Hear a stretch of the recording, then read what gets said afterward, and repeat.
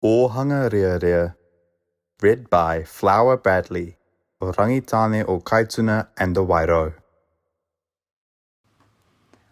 Oe, it cried. Oe ha, it cried again. The rearea tossed to its side the husk of yet another fleshless berry. Its belly remained unfilled on this wind-swept morning.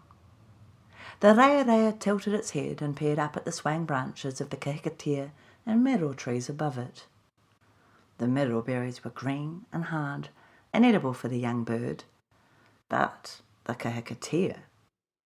Suddenly there was a gust of wind and the scream of leaves as the treetops danced in the yellow light of dawn. And then down fell a single miro berry, right onto the beak of the startled rearea. It must have been the first of its berries, somehow going unnoticed by the birds of the forest. The rearea gobbled up the fruit quickly. It was hard and slightly green, but still ripe. The bird peered up once again into the depths of the top of the great kahikatea tree. It is a god, thought the rearea, an almighty being that looks only skyward, unconcerned with the hustle and bustle of the creatures at its roots. And it was just then that the rearea knew that atop the tree, inlaid within its crown, were jewels.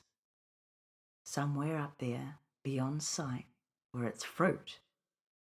The rearea threw itself into the air and flapped madly as it battled the wind, aiming higher and higher. But the rearea was small and the kahikatea large. It grew tired and, in a start, only just made its way to a protruding stem of the tree. The rearea slowly calmed and nestled closer to the trunk of the giant. It had only made its way up about a third of the tree, and yet was exhausted and the wind relentless. It decided to wait. A little while after the chorus of dawn, the rearea was once again ready to embrace the winds of the ngahere. It sang a quick waiata. "Look at me," it called, and leapt into the air. The sun was now streaming, and the entire forest was now watching the small bird.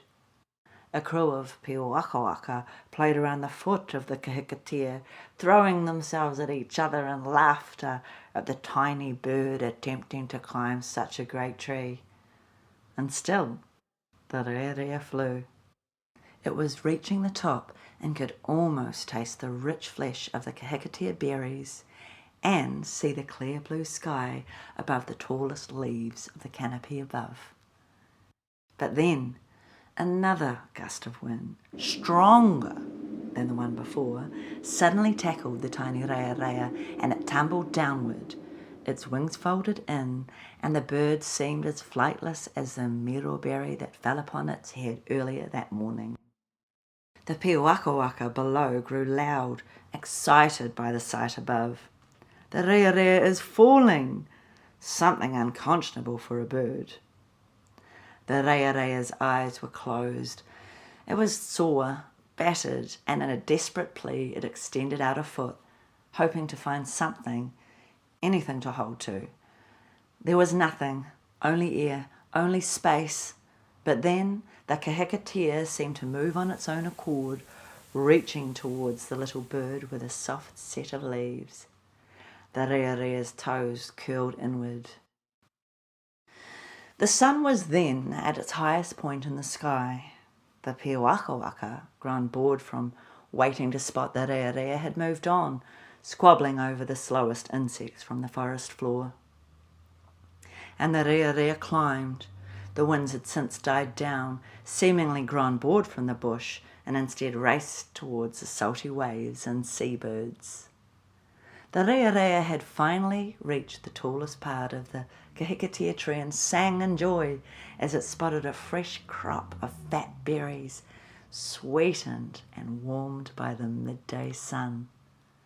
The rearea, hungry now after its less than appetizing breakfast of a single greenish miro berry, fed happily on the fruit and the ngahere itself seemed to warm in a smile at the small bird. Many weeks later, having grown larger and stronger from the berries, the rearea sat proudly atop a clutch of eggs. Its nest sits within an arm of a kānuka, hidden well from unfriendly eyes. Ōhanga Rearea, the nest of the rearea. It was built well by the bird with twigs, grasses, and the softest of its feathers.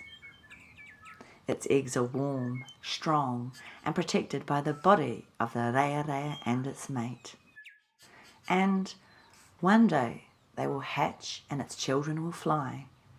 And they too will look upon the great kahikatea and believe too that despite being the smallest of the birds with the weakest of wings, that they will ascend and feast well upon the rich taste of its berries. As the chicks close their eyes with the descent of the sun, the rearea will speak in their dreams. Itiiti rearea, teitei kahikatea taea. Although the rearea bird is small, it can ascend the lofty heights of the kahikatea tree.